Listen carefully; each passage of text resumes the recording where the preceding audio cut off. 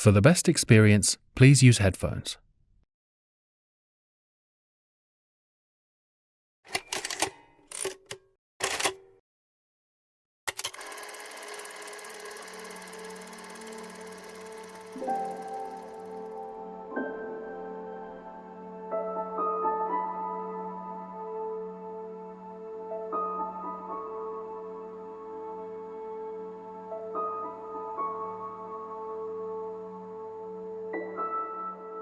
Calling all adventurers. I repeat, calling all adventurers. I hope you're doing well this evening. Campfires started and bedrolls laid out. Good. No jobs today, but we've got some news. Adventurers uncover Baron of Hymir's criminal empire. We've got an update on Hymir. Last week I mentioned that Baron Edric of Hymir has been suspected of misusing taxes. Well, what began as a goodwill mission from an adventuring party to assist locals with road maintenance has erupted into a scandal after the group uncovered a list of crimes committed by the Baron. According to confiscated ledgers, eyewitness testimonies, and recovered letters, the Baron has laundered tax gold through fake escort contracts with mercenary companies that don't exist, accepted bribes from outlaws in exchange for lenience and look-the-other-way road patrols, smuggled stolen relics from Hymir Chapel, run an illegal debtor's prison beneath his estate, and sold forced labour to nearby lords.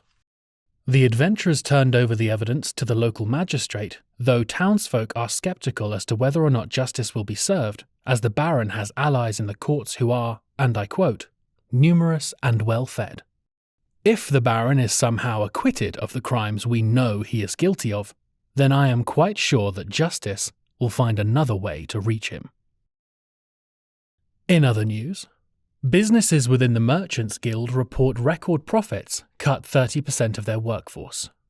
The two highest-earning businesses within the Alarian Merchants Guild conglomerate proudly declared their strongest quarter yet, boasting record-breaking profits. Controversy has sparked as this announcement comes off the back of announced mass layoffs, slashed wages, and apprentices being required to pay their own training fees despite labouring 14-hour days. Meanwhile, customers are suffering from aggressive cost-saving measures, from diluted health potions to smaller loaves of bread. When asked about these measures, Guildmaster Vaynar stated, "The economy is facing hard times and that affects everyone the same. It's not easy out there," while climbing into his new gilded carriage. Well, enough of that doom and gloom for now. It's story time. Let's pick up a bit after we left off last session.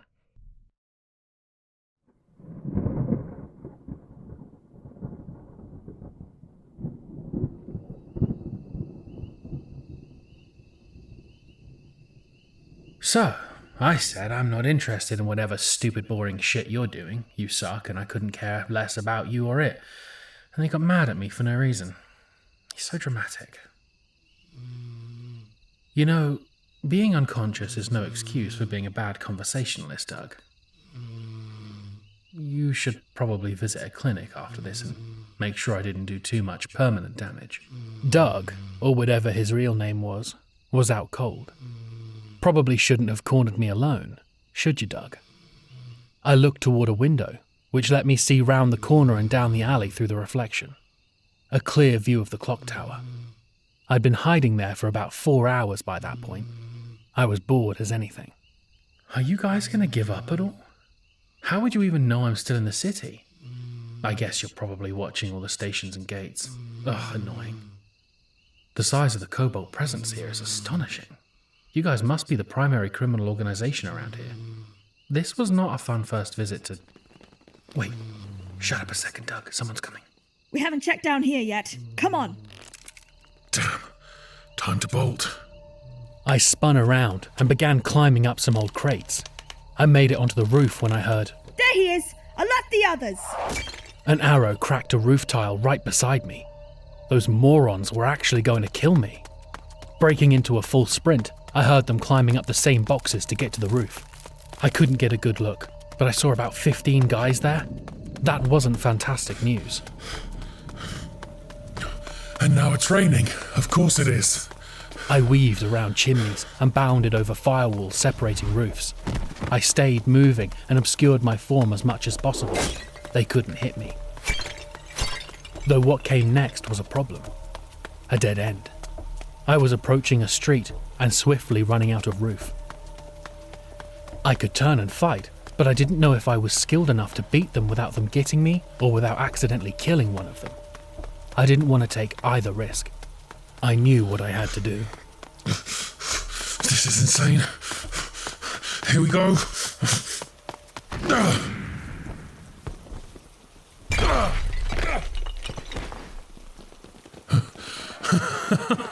Holy shit, I made it. What's the matter? Lost your bow? Those grappling hooks? Oh shit. Back to my feet. I had to keep running. Although I wasn't used to distance running, I was keeping ahead of my pursuers. It felt like my heart would explode at any moment, yet my body felt light and springy, as though I could lose my tether to the ground beneath my feet with each step. Powering on, I picked up speed. I knew I had to keep the clock tower in view. The hour hand rapidly approached 11, and I felt a slight comfort in knowing I only had to keep it up a little while longer. I was busy remarking upon the fact I'd done quite well, when the circumstances changed. I reached the tin plate roof of what I thought was a warehouse. Without accounting for foot placement or the roof's weathered state, I tried to run across. The roof disappeared beneath me, and I suffered several heavy blows to my body, then finally hit the ground in a puddle of rainwater and debris.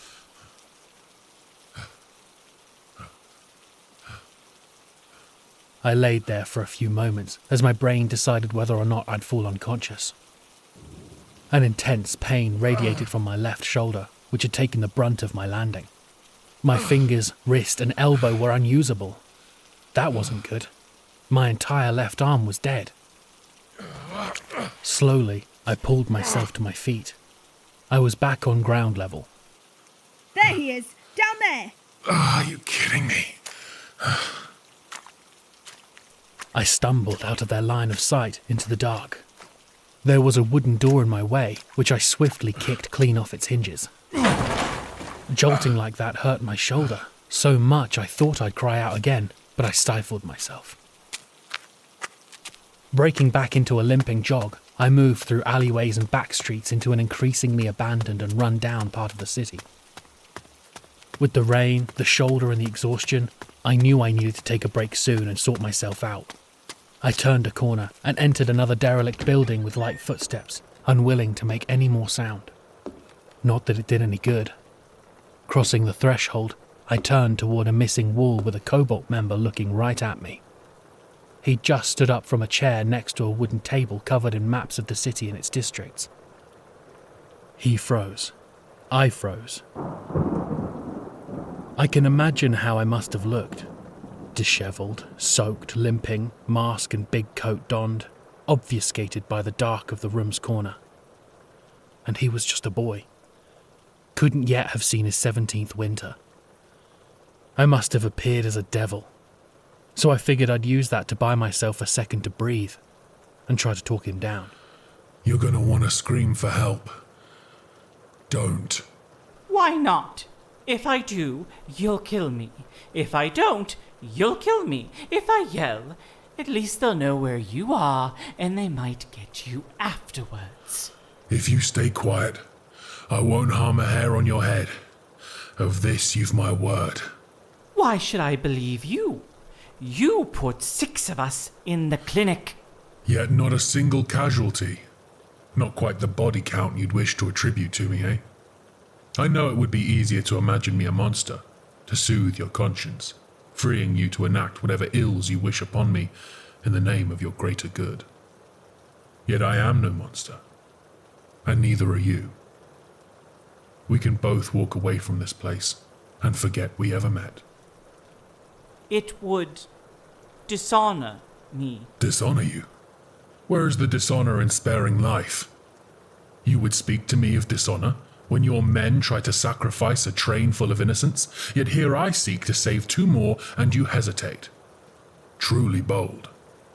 Finally, and for but a second, His gaze broke from mine before locking back into place. He was thinking about something, but I could only hope it was about letting me go. When a sour expression flickered across his countenance, I knew I hadn't been so lucky. He's here! Before he could finish, my hand was wrapped around the lower half of his face, fingers dug painfully into his jawbone, clamping it shut. I already knew I was too late, and when the sound of jackboots rose from outside, it all but confirmed it. Keeping his face in my hand, I maneuvered him to act as a shield. Seconds later, there was a gathering crowd of Cobalt on the other side of the missing wall. Stand back, or I'll tear him apart. Swords drawn, they were showing no signs of backing down as they approached, a slow step at a time. I should have known they wouldn't care about their friend. A foolish gambit on my part. Hey, I'm not fucking around. Back off. No biting. An agonizing pain from near my right hip. It hit so fast that it stunned me into silence. I glanced down to the arrow sticking forth from my side. I looked back up at the foggy street, unable to see who in the crowd had even taken the shot. And watching them cluelessly inspect each other, it was clear that they didn't know either. The confusion had affected us both, but I had to make sure I was the one to utilize it properly. I'd been shot, and I couldn't waste another second. I stepped forward, gripped the table with my usable hand, and threw the entire thing at the group. The second it left my grip, I turned, jumped, bunched up, and smashed clean through a shuttered window. I landed amongst splinters on the wet cobblestone street. The pain in my hip and shoulder was unbelievable. Each movement was excruciating. I felt my abdominal muscles grind against the arrowhead embedded in my flesh, but it didn't stop me. Adrenaline flooded my system, and I broke into a sprint. I was determined to lose them this time. I must have run for 5 solid minutes. There was no chance they'd be tracking my blood trail in those dark, rain-swept streets. This time, I ran in one direction, smashed a bathroom window of a random house, reached in to steal a towel from it, and used it to pack my wound. I threw a loose brick into the back door of another further down, then I doubled back. I made it appear as though I was heading out of the area, but I, in fact, began moving further into the belly of that same broken district. The arrow was still embedded, preventing me from losing too much blood, but I was still losing some. I was getting weaker, my footsteps becoming less balanced. I had to find a way to patch myself up. Eventually, I stumbled upon another derelict house tucked away under a bridge that connected 2 upper districts several meters above. Rotting wood, with clear structural damage, no front door, and the shutters were hanging loosely from the window frames. But it had a roof, and I didn't have the luxury of being picky. I was far enough away from those hunting me that my surroundings had finally gotten quiet. I couldn't hear them shouting anymore. I still had a clear view of the clock tower at the center of the neighborhood. 10:55. I moved inside. The interior was dry, and the building had all its necessary walls, even if they were bending a little under the weight. The support beam in the room I first entered was doing its best to keep the place standing. In the middle of the space, there was a solid oak table in surprisingly good condition. There was only one good chair out of the 6 in the room. The rest had broken backs, legs, or a little more than splinters. Against the wall to my left sat a large stone hearth. Beside it was a large bellow with a broken nozzle and a shattered cauldron. I could only guess what the previous tenants had been cooking to break cast iron. On the wall I had entered through, the iron curtain rod had half fallen, leaving shredded drapes crumpled on the floor, barely covering the window. To my right, there was a doorway to another room that held little more than a broken armoire and a half-destroyed bookshelf. I stumbled back to the first room. I needed to get back in control of the situation. I needed to get that thing out of me and patch myself up.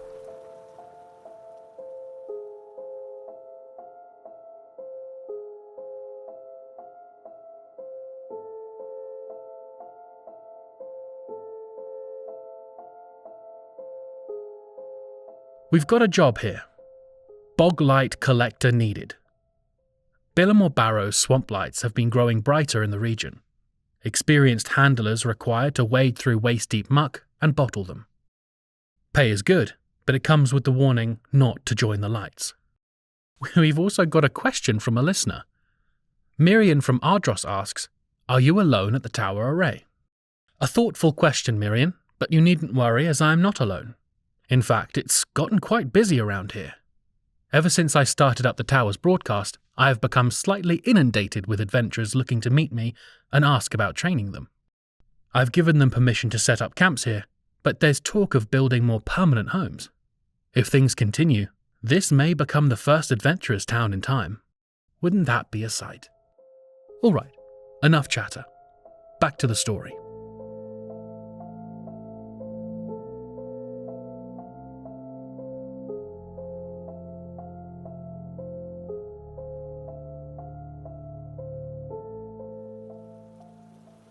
Dropping my mask on the table, I moved over to the wooden support column and flung my limp arm around it, catching my wrist with my right hand.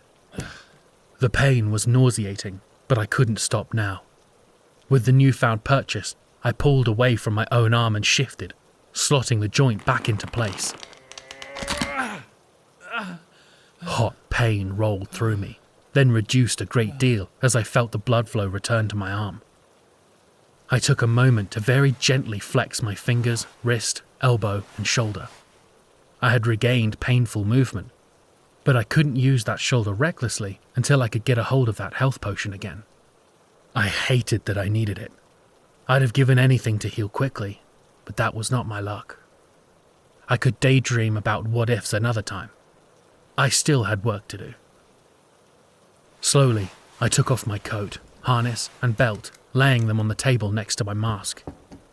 I cut strips of fabric from the curtains and threw them into the fireplace with some parts of the broken chairs as kindling. Then used the dagger to shave tinder from the edge of the table. Retrieving flint and steel from a pouch on my harness, I began lighting a fire.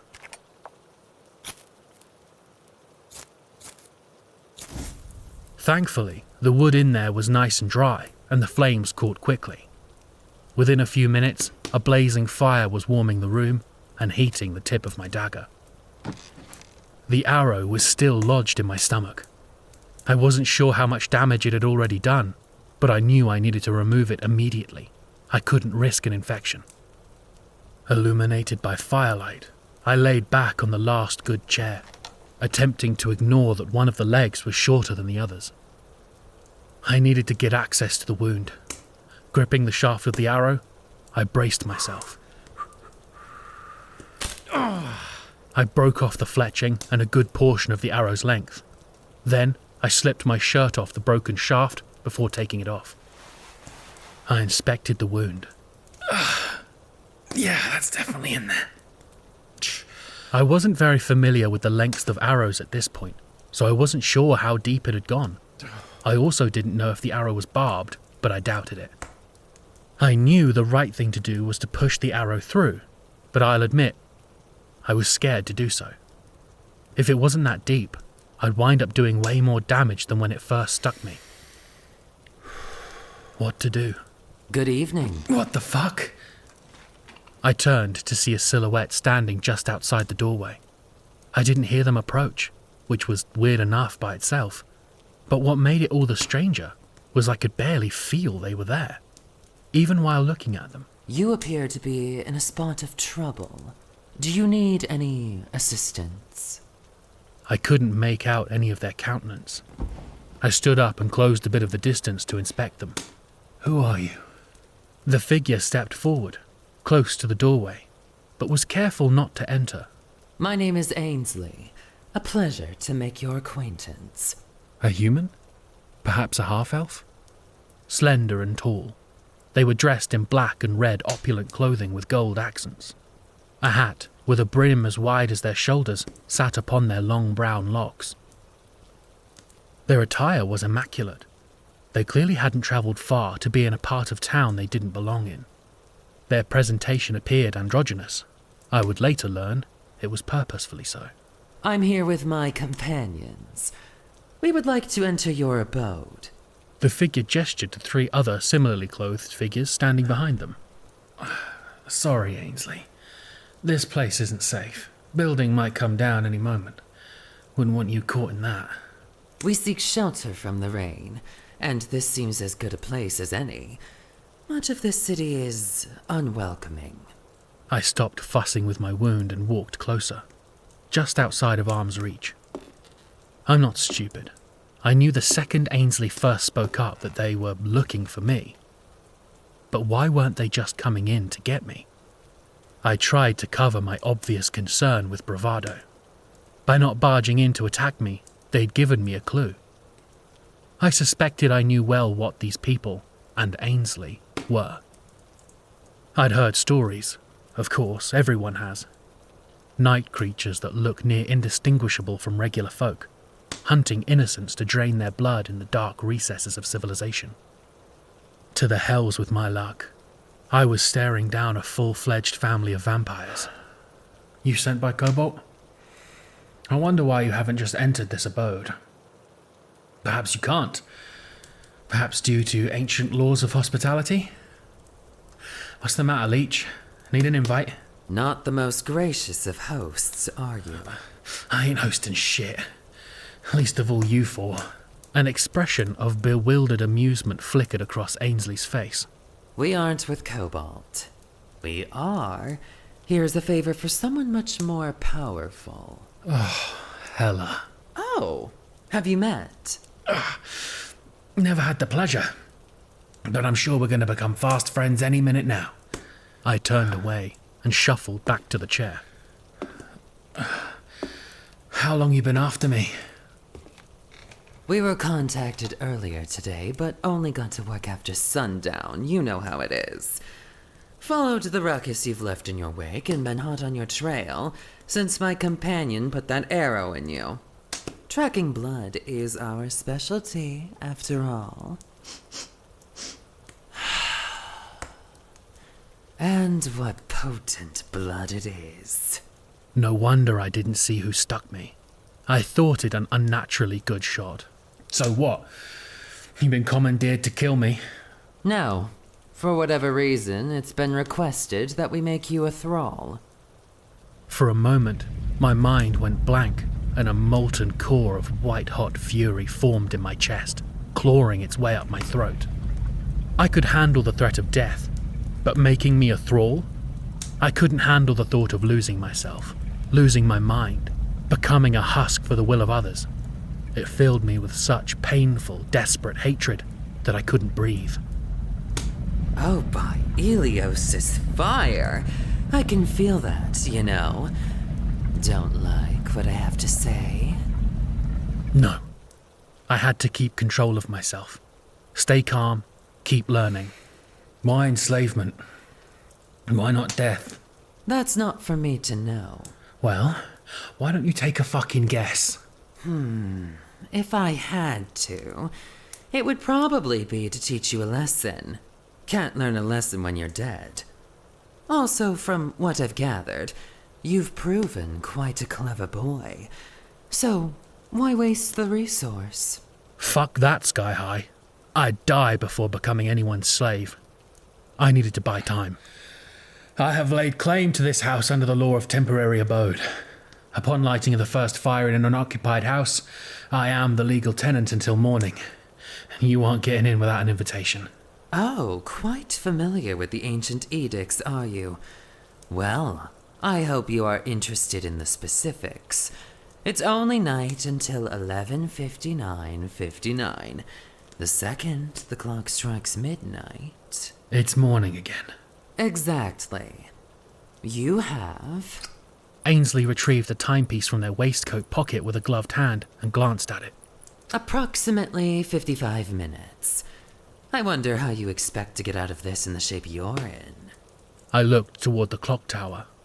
Ainsley was right. I had 55 minutes to think of something, or they would get inside, and as strong as I was, I didn't think I'd stand much of a chance against 4 full-bloods. I'd have to start thinking about that as soon as the arrow was out of me. Back to work. I leant back in the chair and gripped the arrow shaft. Hesitation is death.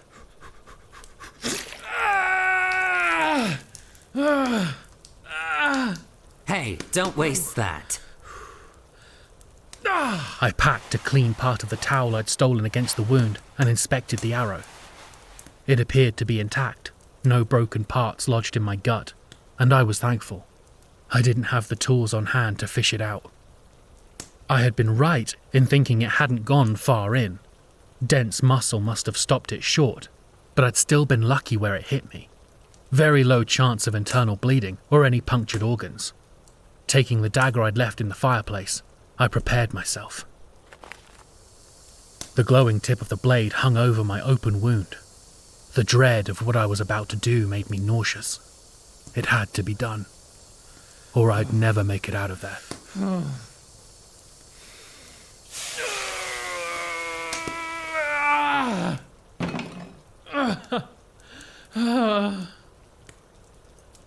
It took legitimate effort not to cry. I was exhausted, wounded, frustrated, and that was one of the most painful things I'd ever experienced. It wasn't so much the heat, as I'm pretty sure the top nerves melted almost instantly. It was pressing into an open wound that really sucked. That looked like it hurt. No problem. You're tough, aren't you? I can smell the strength in your blood, fresh and youthful. But there's something else in there too. My eyes flickered to my wrist. Could they smell the black dog? Impossible. It's not like the blade was actually inside me. What are you talking about? Ainsley's lips parted into a broad, toothy smile. Your blood. When you get to my age, you can tell what heritage blood belongs to. And you, for all intents and purposes, are a mongrel. Rude. Hey, don't feel bad. You're an interesting one. I'm getting rich with a deep and complex flavor profile. I'm detecting hints of dwarf, notes of elf, and something else that I just can't pinpoint. I had no idea what they were talking about, but I will not pretend to you, dear listener, that I was not absolutely shitting myself. Ainsley was successfully getting in my head about it all. Things were starting to feel bleak, and I was running on a high of success at that point. If my confidence in my survival was knocked, then I'd lose momentum and be all but got. I needed to focus. I needed to prepare and try to get in their heads in return. I put my shirt back on and started gathering wood and fabrics from around the room. So, I read that vampires aren't easy to kill. People wouldn't tolerate us if we were. You couldn't have travelled far to get on my trail on such short notice. So you must be locals. Solemn native from day one. Born here, died here, reborn here. What of it? You kill a lot of people around here when you feed? Something about Ainsley changed for a few moments as they answered the question. A lot of the facade dropped for a second as they gave a surprisingly sincere answer. I know this is going to be hard for you to believe, and why would you given your situation? But no. It's not exactly altruism that stays my hand. People are far more likely to tolerate your existence when you aren't killing them. Besides, we have enough wealth to pay for blood fairly. Pay for it fairly? That's a joke, right? This isn't a fair trade. You're draining their very life force. Clearly, you've never worked a retail job. That's not the same. Isn't it? Both trade life for pay. The only difference is a shift with me is barely an hour. It's not like I couldn't see it from their point of view. I could have had a problem with the need for trading blood for money, but I'd be somewhat hypocritical given my current profession. I'll confess, I was attempting to dismiss them out of hand to embolden myself. I knew there was a chance I'd need to take at least one of their lives to get out of that situation. The more I could remove them from rational, sapient beings, the less guilt I would have to suffer. But it was proving difficult when they gave somewhat rational answers. I could pick a fight with their methods, but I didn't have time to unpack the innate unfairness of a system that drives people to make those choices. I had to move on to other means of a solution. Next on the list was attempting to scare them away before a battle even broke out, but I really didn't have much hope of that succeeding. As magic creatures, you have advanced regenerative abilities and resistances to mundane weapons. You can turn into mist for very short bursts, granting temporary invulnerability. You're faster than most creatures, with astonishing strength despite your small frames. Are you listing the reasons it's hopeless to defy us? What's your point, child? I picked up a portion of the cracked cast iron cauldron and placed it on the table. My point is that you're nearly perfect predators. Nearly. You've still got that pesky weakness to pure silver. I pulled the half-hanging curtain rod from the wall and leant it against the hearth. Ainsley, who had been still as the grave till that point, finally moved, shrugging their shoulders. Yes, the silver thing is an issue in picking out cutlery, but I fail to see how that's relevant. Unless that sword is silver, you're shit out of luck. I retrieved the 9 silver pieces I'd gotten at the Pelster train station from the pouch on my harness and dropped them on the table. A little tidbit that my village smithy told me. Did you know that the Alarian silver drake had recently been reminted by the Royal Treasury? Unlike the pure gold drake, the silver was actually a silver alloy, containing zinc and tin for durability. However, foreign nations were upset due to inequitable exchange rates. Why should a Devasta Minion silver sovereign be worth the same as an Alarian silver drake if the drake is, by definition, less valuable? Well, in a bid to appease international trade, the king ordered the aforementioned reminting, and now I held up the silver coin to inspect it. All Alarian drakes in circulation are pure silver, which also made its physical value closer to its purchasing power, but I'm sure the crown never cared about that. Look, friend, if you're planning to throw those at us until we die, I think you're gonna need a bigger coffer. I wouldn't be so wasteful. I'm going to do something much more impressive. I'm going to forge a silver blade right here, right now. Forge a weapon? In a dilapidated house with no smithing tools? Now, that is a sight I truly wish to behold. I confess, Ainsley's goon had wounded me badly, but if it was the last thing I did, I'd make sure they'd rue the fact they hadn't taken the kill shot when they had the chance. They'd given me time to prepare, and that would prove to be their biggest mistake to date.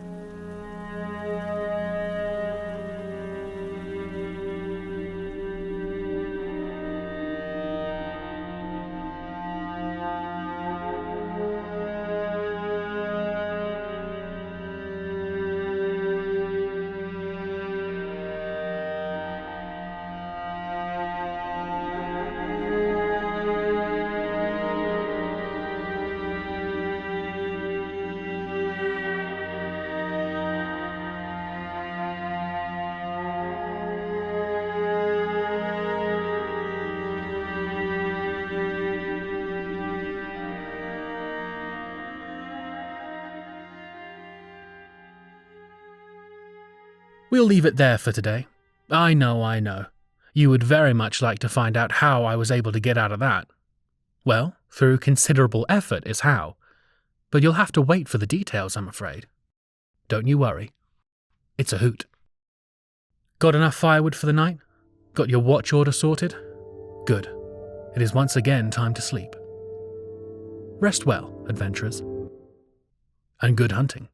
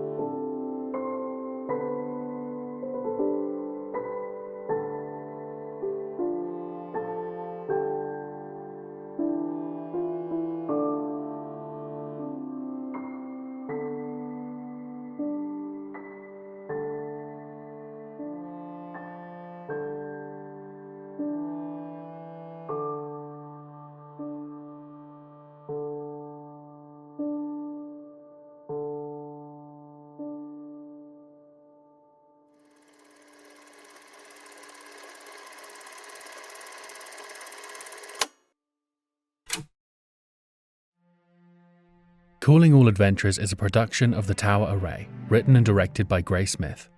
The host is played by Gray Smith. Valuina Maris is played by Ivy Smith. Ainsley is played by Ian Kay.